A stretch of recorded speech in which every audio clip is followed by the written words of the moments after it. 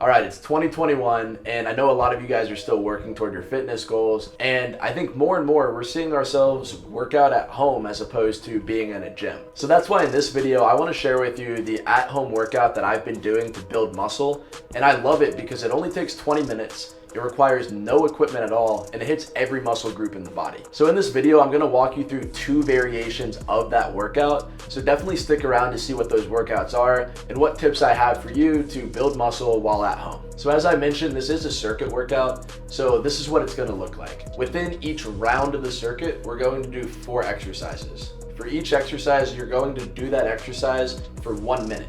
And you can time yourself by using an app that I like to use called Interval Timer, or really any timer that's out there. And so you're going to do each exercise for 1 minute each, so back to back to back to back, and then you get to take a little bit of a break. All of that is 1 round, and then I typically like to do about 4 rounds in total. So you got 4 exercises, 1 minute each, and 4 rounds, which ends up being 16 minutes worth of exercise. And then if you take a little bit of a break in between each, you end up at right about 20 minutes for the entire workout. Now I want to walk you through the 4 exercises that we're going to do for this first circuit. So we're going to start off with a pull-up. And I know I said no equipment needed. A pull-up's still body weight, and if you don't have a pull-up bar, you can buy one on Amazon. I'd really recommend it, but I will show you an alternative to a pull-up right now. All right, so for this pull-up alternative, as you can see, you're going to lay down on your back on the floor.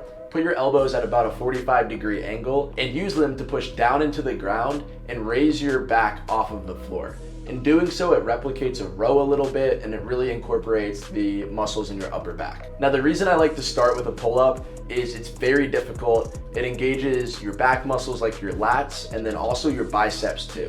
So you're hitting 2 main muscle groups right there. And the pull-up can be pretty difficult. So do as many reps as you can in that minute. But if you start to fail, you can take a little bit of a break and then try to do a few more pull-ups. And then if that gets hard too, you can just jump all the way up and then slowly lower yourself down in order to get some more stimulation on the muscle. You can also use a stool to use your legs to raise you up and raise you back down as another alternative to working your back for this. The second exercise in this circuit is a leg raise for your abs. And I really like this one because you can make it easier or harder. And it primarily targets your lower abs, but it will hit all of your abs. If you need to make the exercise easier, you can put your hands under your butt for more stabilization. And if you want to make it a bit more difficult, you can put your arms out to the side, keep your shoulders raised off the ground, and as you lower your legs, don't let them touch the ground completely. Following the leg raise for abs, the third exercise we're going to do is a simple push-up. So I don't think I need to give much explanation about a push-up. Just make sure that you understand that it's working your chest,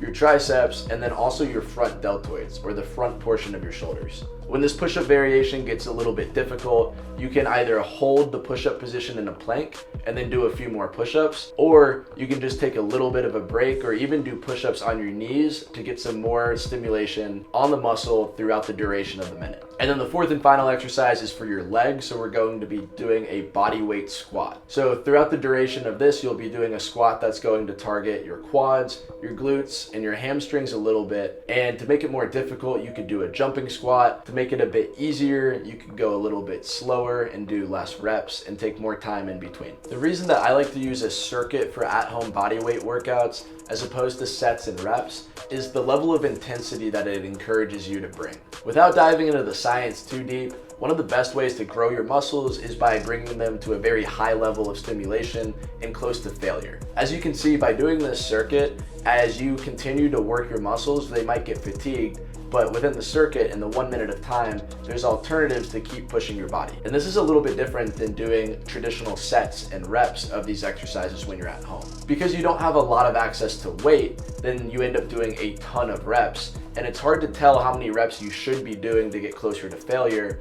But if you keep a timer on and you do a circuit, it encourages you to just do as many as you possibly can within that allocated period of time. All right, for the next circuit, we're going to use that for the final 2 rounds of the overall circuit workout. Similar to circuit 1, circuit number 2 will start with a chin up. I like the chin up as a variation to the pull up because it's still going to hit your back muscles and your biceps, but it's going to incorporate a little bit more bicep as opposed to the wide grip grip, overhand grip pull-up that we just did. The second exercise in this circuit is a bicycle crunch. This one will target your obliques a little bit more. On the bicycle crunch, I really like to go a little bit slower and focus on the contraction from bringing my right elbow to my left knee and vice versa. The third exercise of this circuit, we're going to be doing a close grip push-up. So as opposed to the normal wide grip push-up on the close grip one, it'll be targeting more tricep as opposed to chest, and it'll still incorporate a little bit of your shoulders. And then the fourth and final exercise on this circuit number 2 will be a jumping lunge.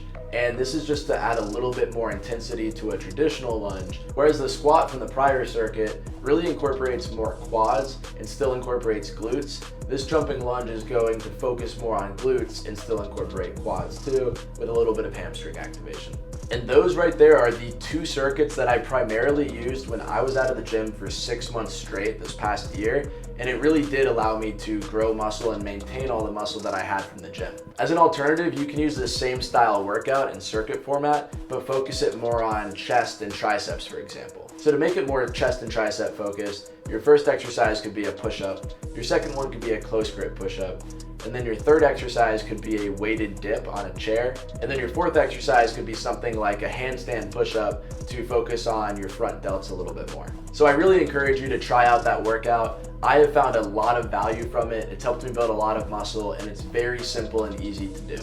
As always, thank you so much for watching. I hope that you found some value in this video, and if you did, please don't forget to hit that subscribe button, because I'll have more and more content coming out like this, and it's only gonna get better every time. And I hope you have a fantastic week.